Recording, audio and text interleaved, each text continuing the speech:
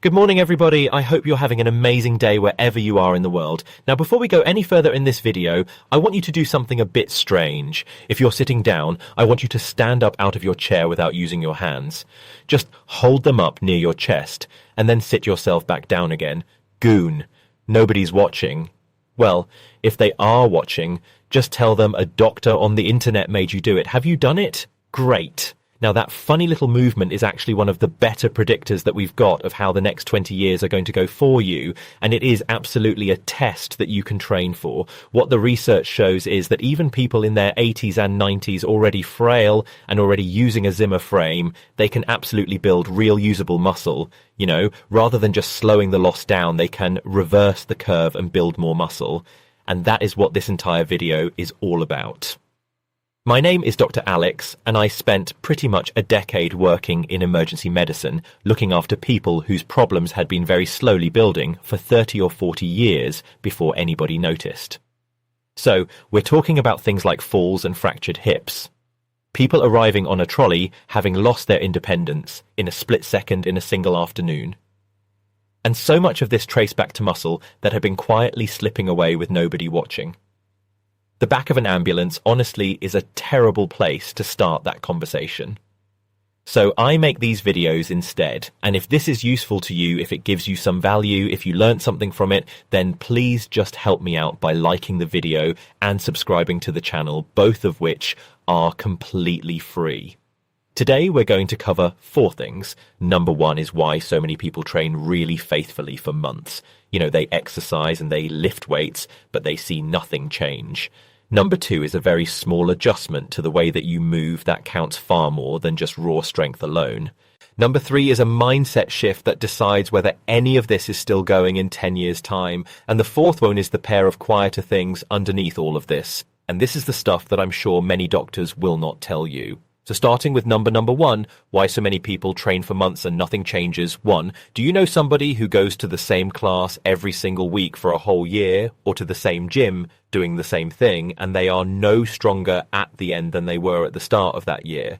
Well, that is incredibly common, and there is a proper reason for it.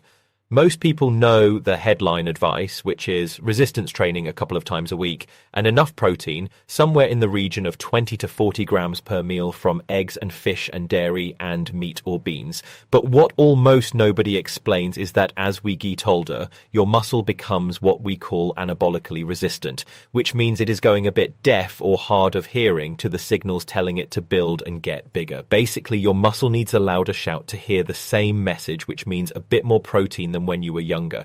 An exercise that is genuinely challenging rather than going just sort of through the motions and just lifting the same as you did a couple of years ago. Remember, the muscle only rebuilds and gets stronger when you ask it to do a little more than it did last time. And that principle is what we call progressive overload, which just means sort of nudging the challenge up a bit gradually over time, like a slightly heavier weight where you lift a different weight than last year because you've got stronger a couple more reps each time, or a deeper squat, a bigger range of motion. So basically, if you do the same workout with the same weight, with the same number of sets and reps forever, you'll probably never build any muscle. You will just stop yourself losing it. And those two are completely different things.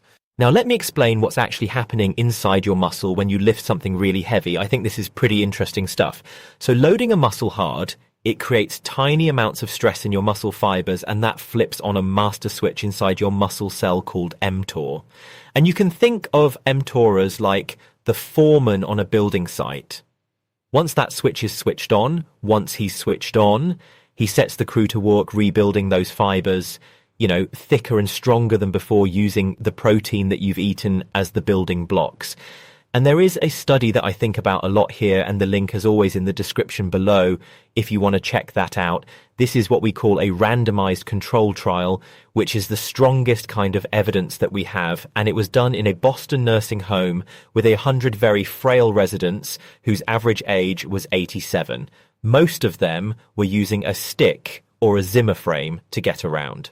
Now, they were randomly split into 4 groups. One of them doing progressive resistance training 3 times a week, one of them having a nutritional supplement drink, one of them having both, and then one of them having neither.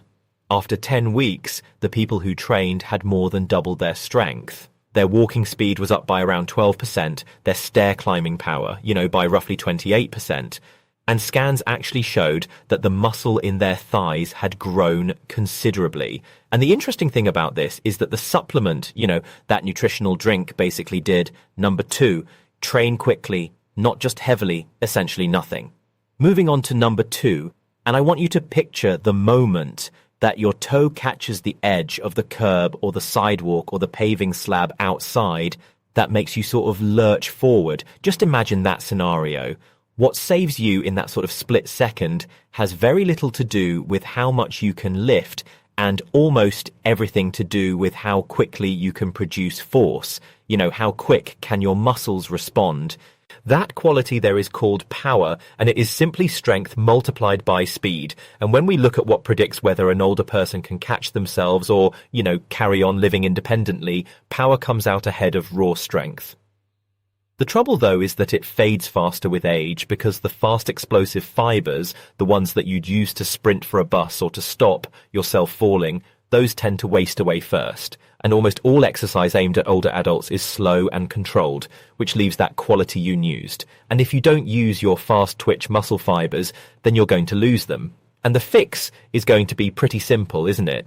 So, for example, when you stand up out of a chair, do the standing up part with a bit of intent and speed, and then lower yourself back down slowly and under control to try and really use those muscles in your thighs and your glutes. And when you step up onto the bottom stair, drive up really quickly and then come back down gently. And that trains the exact quality that keeps you upright when you stumble on the curb, which is so often the difference between a fright that you laugh about later and a broken hip that changes everything after. So you can do these exercises dotted throughout the day just to keep, sort of moving and to keep challenging those connections and those specific fibers. But do please be careful if this is new to you, though, and take sensible precautions to reduce your risk of falling during these exercises. So, for example, hold on to something really solid like the back of a chair or the arm of the sofa, or preferably just have somebody around you when you're doing this for the first few times. Now, number 3, make it a hobby. Rather than a chore, the third one is, I would argue, perhaps the most important out of all of these, and it isn't an exercise at all. What if the real secret here was actually falling a little bit in love with the thing itself? Just hear me out here. The people who hold on to their strength deep into old age are almost never the ones gritting their teeth through a routine that they secretly cannot stand. They're the people who made exercise or strength work social, who turned it into something that they look forward to rather than something that they endure and eventually abandon. Remember, muscle is built over decades rather than weeks. And nothing that you dread or don't look forward to or just hate doing, none of that survives that sort of timescale. So willpower runs out where enjoyment doesn't. Telling somebody to simply be more disciplined is obviously useless advice. And I say that as somebody who knows plenty of people who don't like the gym and have cycled in and out of it for years and years.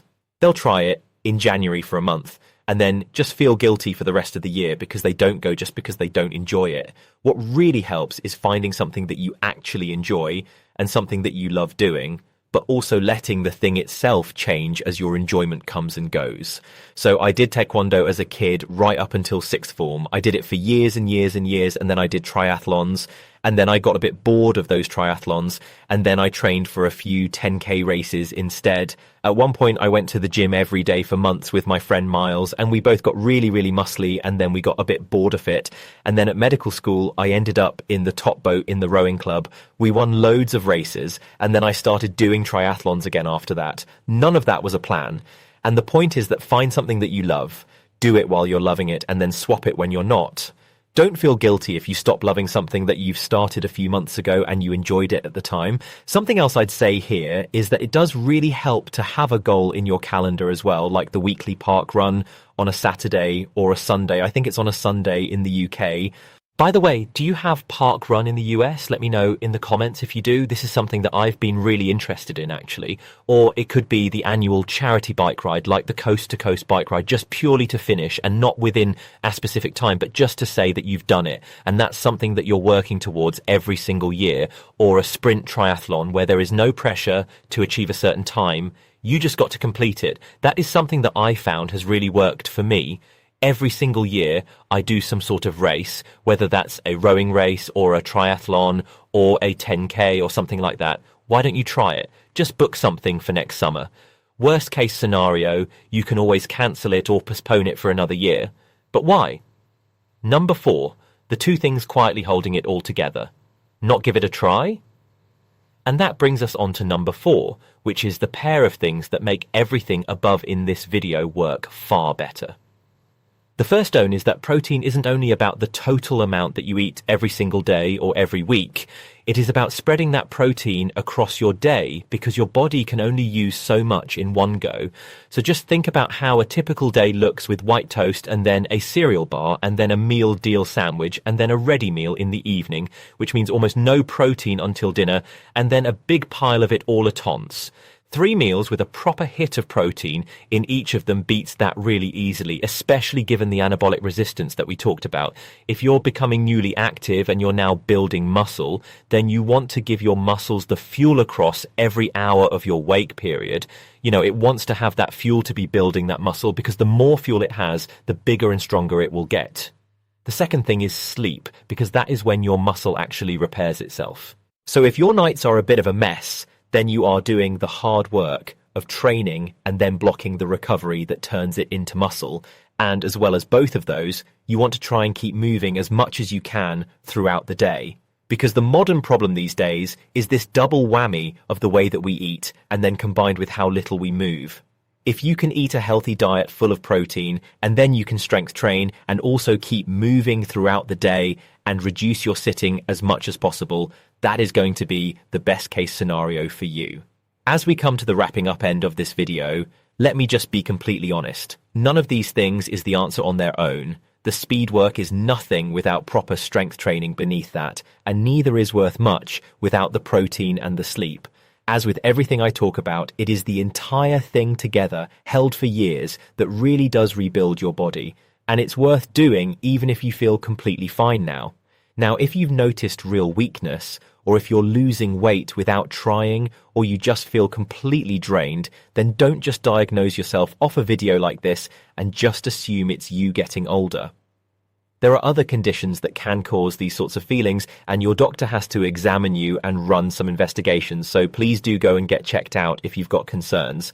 And the final thing I'll say in this video is to measure all of this as well, because measuring is how you know it's actually working. So for example, count how many times you can stand up from editing chair in 30 seconds, write that number down and then check it again in say 3 months and just see how that number has climbed. Remember, no matter how old you are, it is never too late to build some muscle and to change your trajectory in terms of your health. If you've got any questions, then please do leave them in the comment section below because I use those to tailor and sort of plan future videos. So please do leave a comment below for me. Thank you so much for watching this video. I really do hope you found it useful, and I'll see you next time.